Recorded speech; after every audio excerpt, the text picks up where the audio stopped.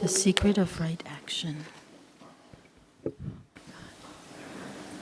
Truth is one and eternal. Realize oneness with it in your deathless self within. The following commentary is based on the teachings of Paramahansa Yogananda. One of the most famous stories in the Gospel is that of Martha and Mary. Jesus, visiting the home of Martha, was teaching while her sister Mary sat at his feet, absorbing his divine love and wisdom. Martha, meanwhile, busied herself with serving her guests and was upset with Mary for not helping her. Lord, she cried, doesn't it matter to you that my sister has left me to do all this serving alone? Please ask her to help me. Martha, Martha, Martha, Jesus answered, thou art careful and troubled about many things, but one thing is needful. And Mary hath chosen that good part which shall not be taken away from her. This story is classic, for Martha's complaint is very understandable and not, on the surface of it, spiritually wrong.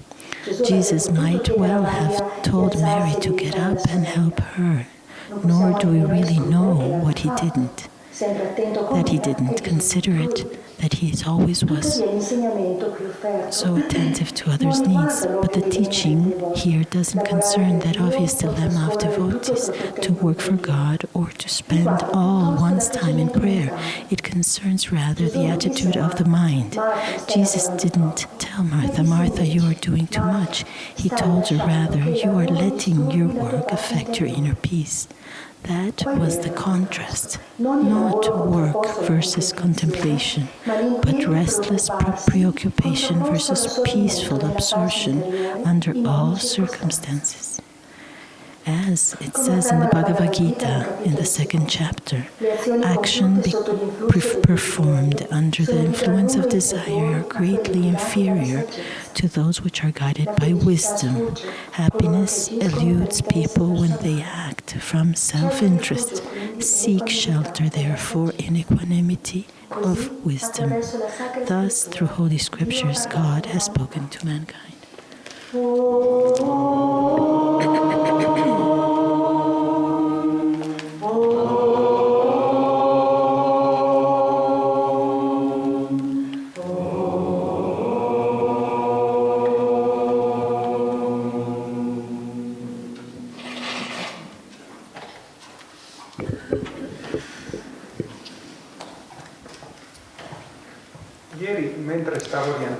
Yesterday, when I was coming back from Rome, I found myself in Assisi, blocked because there were police cars everywhere in Assisi, and I asked, what's happening? And they said, there is presidents here, there is Merkel from Germany, and they're doing a conference on peace, and they will receive the light of peace from the Franciscan monks. And I started laughing because the lady that was in front of me started fighting because she needed to go and make dinner for her family, and we were all blocked there. And I was smiling and thinking how life is. Sometimes it seems that something works well, and the same circumstance can create different points of view. And I thought that some years ago I was invited to see a Swami, an Indian Swami, that was a disciple of Anandamoy Ma, and he was coming through Assisi and wanted to meditate and feel the vibration of St. Francis. And we found he was coming to Assisi towards 9 in the evening, and we had the opportunity to wait for him in the Basilica. And then, with a group of friars, of monks. He was coming, and we were there talking about who this Swami was, and the monks wanted to know a bit more. And then when he arrives at 9, he comes down, and he was very small. He comes out of the car with beautiful diamond eyes and with a wonderful smile. And these monks were waiting for him to say something, and he just did his pranam, and he just did not say a word. He wanted to go to see St. Francis. And we went down into the basilica to see where the body of St. Francis was, and we were all standing there, and he sat in front of the altar and sat down in meditation. And we did the same thing. After 5 minutes, 10 minutes, 20, and the monks started to were a bit restless, and he meditated for 40 minutes. Then he stood up, he did 3 times, turned around the column where the body of Francis is. Then he laid down in front of St. Francis. And then he stood up and left, and we all followed him without saying one word.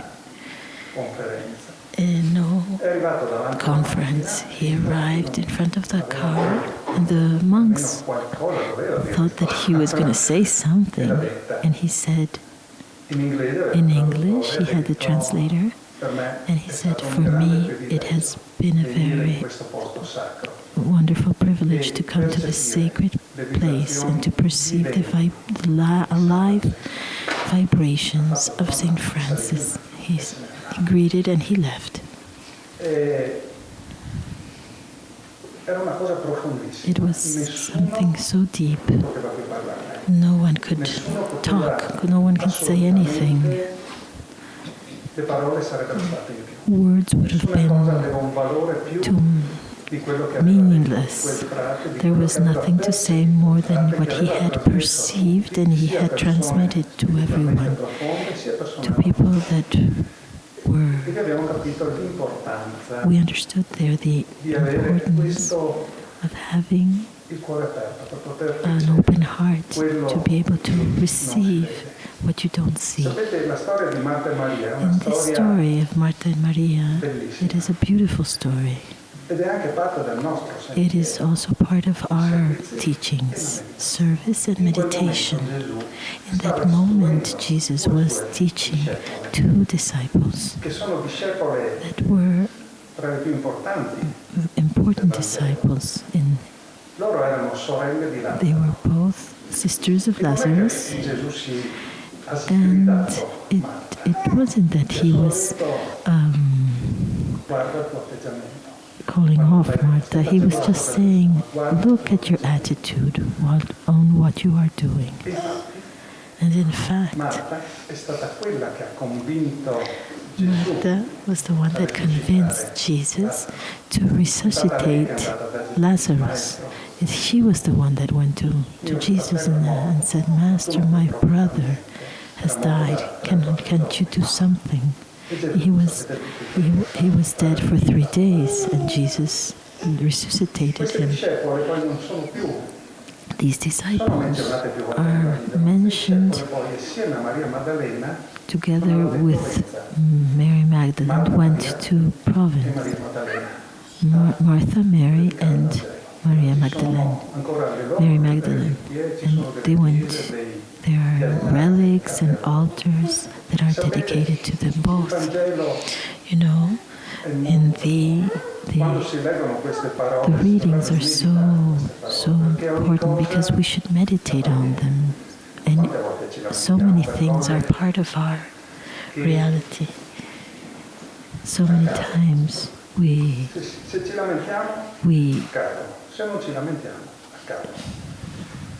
things happen and we can lamentare. We can, sorry, but positivity undoes the darkness of what is happening. And if there is something that we don't like, we have to change attitude. You know, outside of a city, there was a wise man, and he would greet the people that were traveling. And this wise, when they would ask him, how are the people of this town? And the wise man would say, how are the people from the town you come from? And he would say, they're not very nice, they're envious, and they're angry, and they fight between each other. And he would say, how are the ones in this town? And the wise man would say, exactly like the people you have left. They're the same. And the voyager would go, another person comes and asks the same thing. How are the people in your town, in this town? And the wise man says, where are the people from the town you come from? And he said they are good friends, they are all serviceful. And the wise man says, yes, just like them. In our little town, the people are just like what you were describing. And so there was a man that was observing this, and he goes to the wise man and says, excuse me, the same question you gave a total different answer, opposite answer. And he said, because what we are is what we see and what we draw. The first one would have drawn towards him only cholera and anger, and the second one would have drawn friendship and good attitude. And that's how it is. We are the reflex of the world responds the way we are. So if we are happy, the world will be happy, and if we are sad, the world will be sad. I think the problem is us and not the world. In fact, today that once I was with Swami, I had told to Swami my problems, and at one point he goes, and every time I would talk about more problems and more problems, he would smile even more. And I thought, I think he's not understanding what I'm saying. Because he understood Italian, and I had spoken in Italian. At that time, I did not speak English so well. And so at one point, Swami stops me and he says, I understood very well. You don't have to repeat. And Swami says one thing, we draw what we are. And now let's go drink a coffee. He didn't say anything else. He just said these three words. The problem are you. You are the problem. Work on it. And that's what I've been doing for my whole life. You know, every morning, God puts money in our bank, 8,500 seconds. And 86,000. And how do we use this? How do we use this time that every morning we receive? Because what we do not use at the end of our day will be cancelled. It is not that you repeat it and it adds up for the next day. The time is always the same. How many things do we do? How much time do we throw away? How many unnecessary things come towards us, and we lose our time working on them. You know, time is so precious. It seems that our life is long, and instead it's very, very short. Every time, all the time that has not been dedicated to develop our heart is wasted time if you do not do it in the right attitude. You know, to understand the value of time, you should ask to a student that loses a year in school the value of 1 year. Ask a mom that has had a baby, and a premature baby, the value of 1 month. Ask the editor of a magazine that is how much importance is a week, ask to lovers the value of 1 hour if they don't see each other. And when they see each other, that hour becomes a second. Ask the value of a minute to the person that has lost the train. Ask the value of a second to the person that has avoided an accident with his car. And ask to an athlete the value of a millesime of a second because he earned the second place. All these things are important or not. If we work as Mary has done, and we appreciate the moments, those seconds that we receive all the time, that is the richness.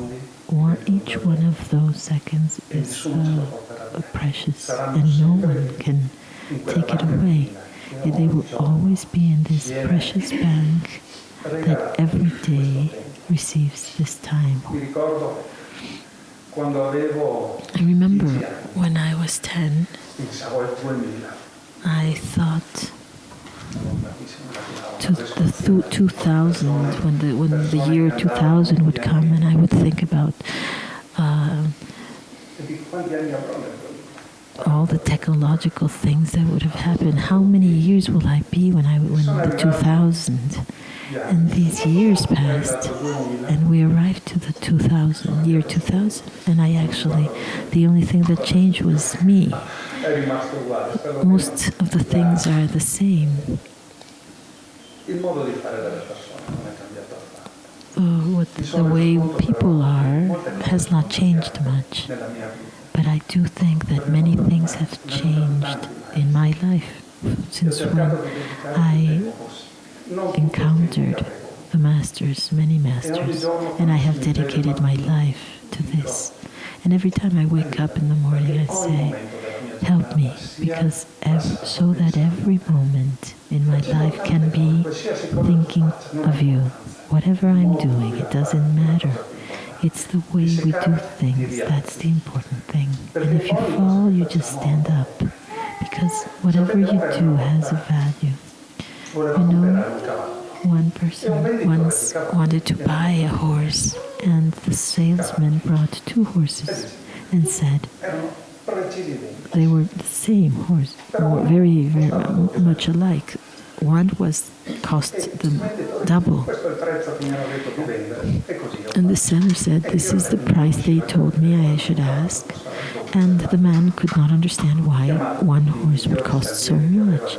So he called his keepers and he said, can you please check these horses and see that they were the same age, the same capacity, the same qualities. But one was double, cost double than the other. And so someone told him, try to have them run at a long distance, and they started running. And at the end, the king, it was a king that was deciding, and he sees, there's the one that is more expensive does not make any dust when he runs. And that was the one that costs the more. As Jesus says, don't tell your left hand what your right is doing. It's a relationship between us and God. What I do, I don't do it for anyone else, just for God. So every day, whatever I do, it is important not to make dust when you are serving God, as Martha was doing, and as Mary was doing. They were both both doing what they had to do, serving. One was listening to the Guru and the other one was serving with her works. Serving the Guru is the service we do every day. They were both doing the same thing, no difference. One was doing it with the heart and the other one had a little bit of ego. And the ego was saying, ask her to come and help me.